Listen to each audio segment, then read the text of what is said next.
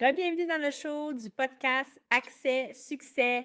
Aujourd'hui, épisode 144, le vrai 80-20 en affaires. C'est quoi ça, hein? Moins faire, mieux être, plus de résultats.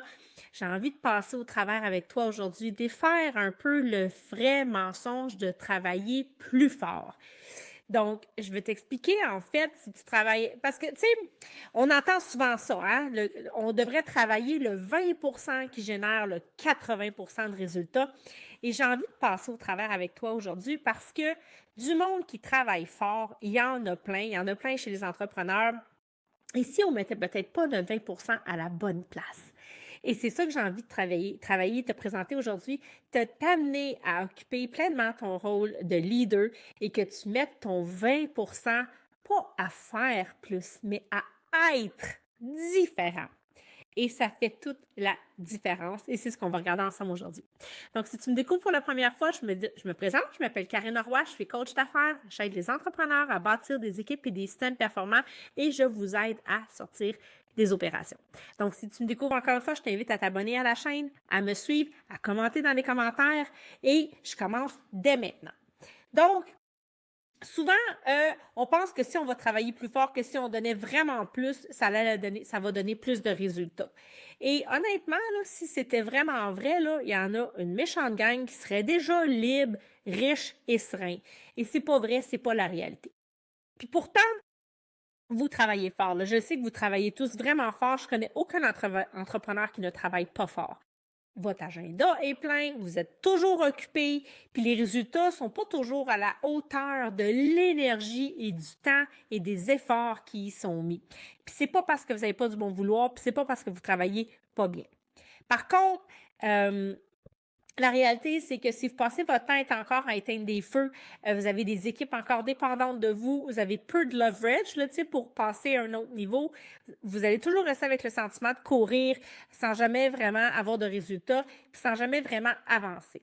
Donc, le problème, honnêtement, c'est pas le manque de temps. Tout le monde a le même 24 heures dans une journée, puis il y en a qui arrivent à faire plein de choses dans ces 24 heures-là, et il y en a d'autres que non, ils courent sans arrêt.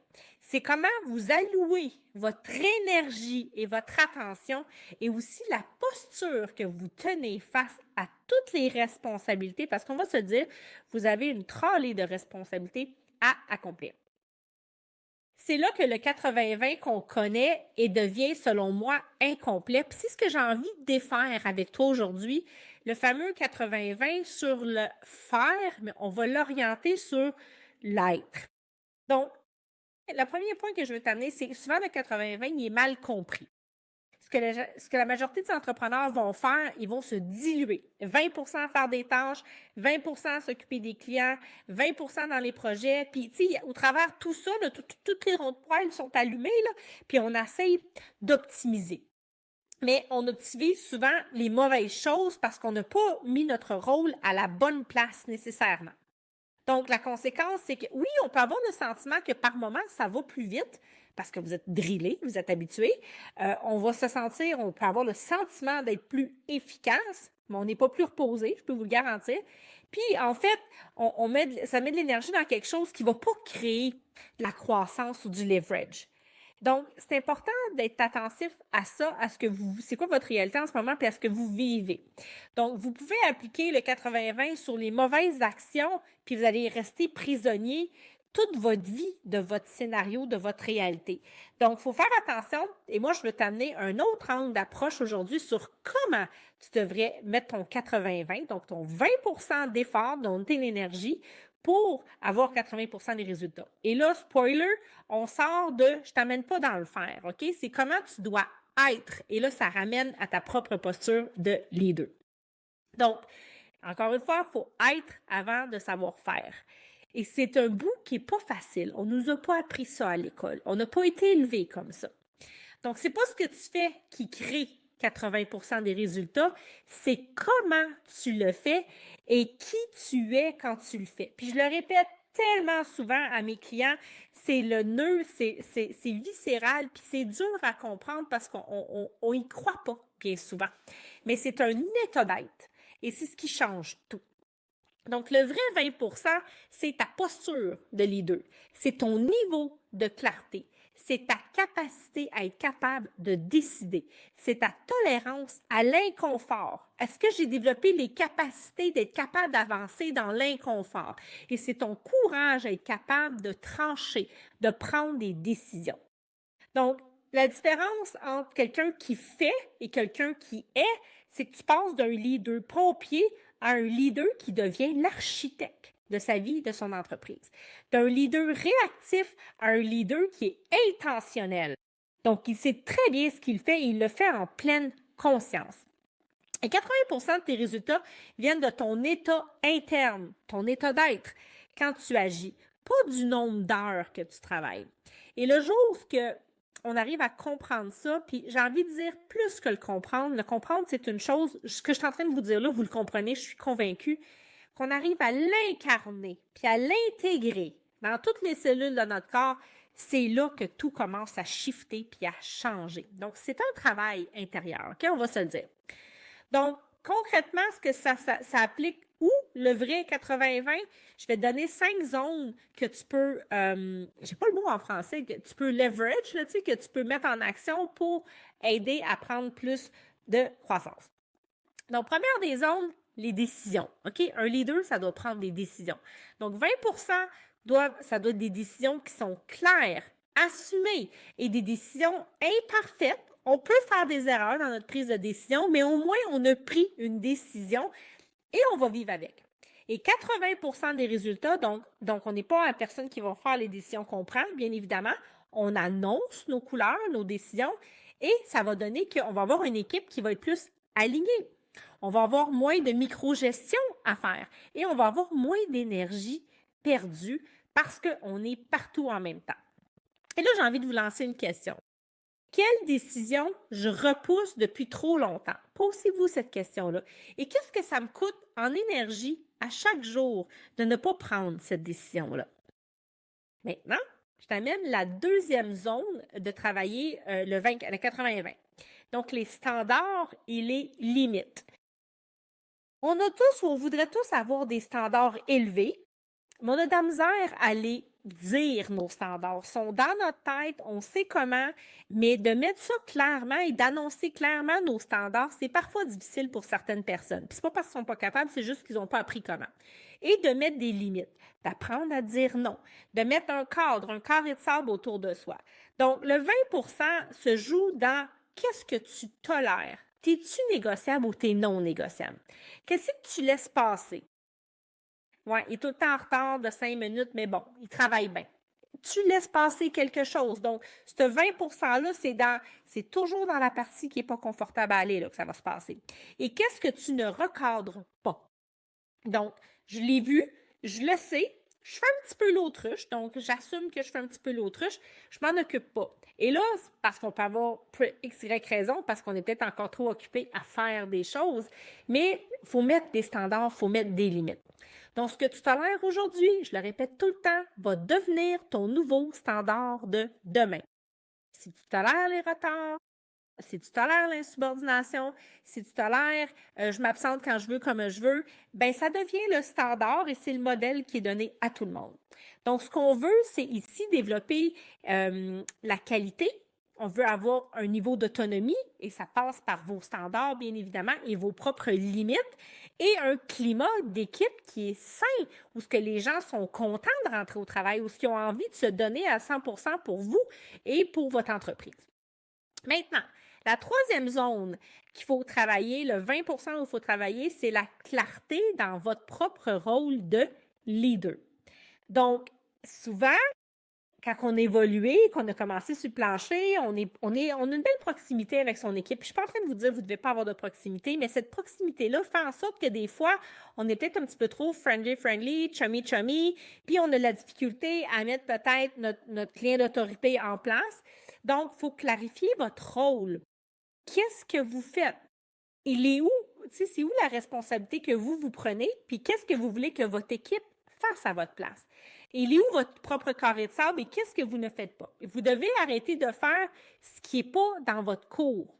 Donc, vous devez apprendre à lâcher prise. Vous devez laisser à votre équipe ce pourquoi vous les payez à faire le travail et vous devez bien leur montrer et vous devez aussi accepter que cette équipe-là, elle n'est pas vous, elle ne sera pas aussi bonne que vous, des fois, au début. Puis il y en a peut-être là-dedans qui vont être meilleurs que vous. Puis c'est correct. Comprenez ça. Donc, le 20 c'est la clarté de votre rôle. Vous êtes amené à faire quoi maintenant? Les gens ont besoin d'un boss. Puis pas plus tard qu'aujourd'hui, j'avais un exemple qui était donné par une cliente où le boss lui-même était rentré en retard, puis son équipe l'attendait. Son équipe avait besoin du boss. Donc, ne sous-estimez pas l'importance, ils ne vous le diront pas, vos employés, là, mais ils ont besoin de vous puis ils vous aiment. J'en ai un autre client qui s'est absenté pour une chirurgie pendant 2 mois de temps, puis son équipe s'ennuyait de lui. Là. Tout fonctionnait, tout a roulé, tout a bien été. Mais vous pensez qu'ils ne vous aiment pas, mais non, ils vous aiment, ils vous apprécient, puis ils ont besoin de vous. Donc, c'est quoi votre rôle? Vous vous engagez à quoi envers votre équipe? Puis arrêtez de faire, comme je vous dis, ce qui ne vous appartient pas. Et le 80 des résultats que vous devriez voir, c'est des équipes qui vont apprendre à se responsabiliser, qui vont avoir moins de dépendance à vous, à vos connaissances, à votre savoir, parce que vous allez mettre les choses en place, bien sûr. Et ça va vous créer à vous plus d'espace stratégique. Vous allez être capable de vous mettre dans votre posture de leader, d'être plus visionnaire et de commencer à penser à des nouveaux projets puis à l'avenir. Comment est-ce que je développe la suite des choses? Donc, je vais vous lancer une petite question. Est-ce que je travaille comme un leader ou le meilleur employé de mon entreprise? Je sais que ça peut faire mal entendre cette question-là, mais elle est quand même pertinente. Est-ce que vous travaillez comme un leader ou comme le meilleur employé de votre entreprise? Donc, c'est punchy, mais tout est dit. Finalement, la 4e zone à mettre une attention sur le 80-20, c'est des systèmes simples. Il faut arrêter de compliquer les choses. Vous n'êtes pas des mégastructures, puis si les mégastructures ne fonctionnent pas si bien que ça aujourd'hui, c'est peut-être parce que justement, c'est trop gros, il y a trop de systèmes, il y a trop de mégastructures. Donc, 3 à 5 processus clés. Gardez ça simple, utile et vivant. Et là, vous allez avoir de l'adhésion. Concentrez-vous sur ces choses-là, que ça soit bien maîtrisé, bien compris. Allez-y à l'essentiel. Et si vous voulez savoir comment faire ça, prenez un appel avec nous. On va vous aider. On va vous dire comment est-ce que vous pouvez faire ça. C'est notre spécialité, c'est notre expertise. Vous n'avez pas besoin de tout documenter. Et là, faites attention, il faut documenter, c'est important. Mais là, tu sais, on n'est pas obligé de mettre des virgules à chaque 2 mots, puis des phrases, des paragraphes de 2 pages pour dire quelque chose qu'on peut dire en 3-4 lignes. OK? Donc, tu n'as pas besoin de tout documenter, puis tu n'as pas besoin de documenter ce qui te retient. Tu sais, dans le sens que allez-y à l'essentiel. Sortir des opérations, dans le fond, c'est ça que vous avez besoin de faire. Vous devez vous asseoir. C'est pas prétentieux ce que je vais dire, mais vous devez vous asseoir dans votre chaise puis dans vos chaussures de leader. Vous devez devenir l'architecte plutôt que l'exécutant. Vous avez été à un moment donné un excellent exécutant. Vous devez lâcher prise, vous devez lâcher le morceau et vous devez vous élever à ce niveau-là. Et maintenant, après ça, la 5e zone que je vous invite à travailler au niveau du 80-20, c'est l'énergie et votre état intérieur. Donc, ça paraît beau, dit de même, là, mais concrètement, ton niveau de présence. Donc, tu es comment? Quand quelqu'un te parle, est-ce que tu l'écoutes vraiment? Est-ce que tu es attentionné à ce que la personne est en train de te dire ou tu es en train de faire 3-4 choses en même temps parce que tu es au téléphone et elle ne voit pas que tu fais 3-4 choses en même temps? Ou tu es en train de penser à la conversation que tu as eue juste avant avec une autre personne ou à ton souper ou à ta soirée ou à ta date de ce soir? Ton niveau de présence, c'est est-ce que je suis là? Est-ce que je suis complètement là pour l'autre qui est en face de moi présentement? Ton système nerveux. Est-ce que tu es tout le temps en mode fight and flight? Tu es constamment dérangé, tu es constamment en mode survie, tu t'en rends même plus compte. Et quand on est en mode survie, puis là, c'est vraiment une réaction physiologique, tu es constamment en alerte, sur tes gardes et en contraction. Ton corps, il est crispé, tu t'en rends même pas compte. Et ce que ça fait, c'est que ça bloque ton flot d'énergie et ta capacité à rester régulé quand tu es sous pression. T'es-tu un presto puis une bombe à retardement à chaque fois que tu es déclenché par quelque chose puis que tu es sur le bord de péter puis d'exploser, ou tu es capable de te recentrer, de te réguler quand tu vis des émotions fortes, des émotions négatives, des émotions qui te font vivre souvent de la colère, de la frustration? T'es comment? Et ça, là, c'est ce qui vous coûte le plus cher si vous n'arrivez pas à maîtriser ça, parce qu'un leader qui fait des crises puis des esclandres, c'est du gros sabotage. Et c'est un très mauvais exemple à donner à ses employés, puis ça fait que vous n'allez pas garder les gens. C'est pas un climat de travail qui est sain, les gens ont personne n'a envie de se faire crier dessus. Donc, vous devez apprendre à avoir un niveau de présence, ça veut dire ralentir, arrêter, être là pour l'autre, l'écouter véritablement, même s'il ne vous voit pas, même si vous êtes au téléphone, vous mettez les affaires de côté. Votre système nerveux, vous devez apprendre à reconnaître vos déclencheurs. Qu'est-ce qui fait que, oh, j'ai un point dans le dos, oh, je me sens crispé, je me sens tendu à la fin de mes journées. C'est votre système nerveux qui vous parle. Allez vous faire masser une fois de temps en temps. Ça va vous faire du bien, là. Puis votre capacité à rester régulé. Ça, c'est super important. Puis à quoi vous pouvez vous attendre en termes de résultats? Le 80% qui va être winner ici, vous allez avoir une posture de leadership qui va être beaucoup plus stable.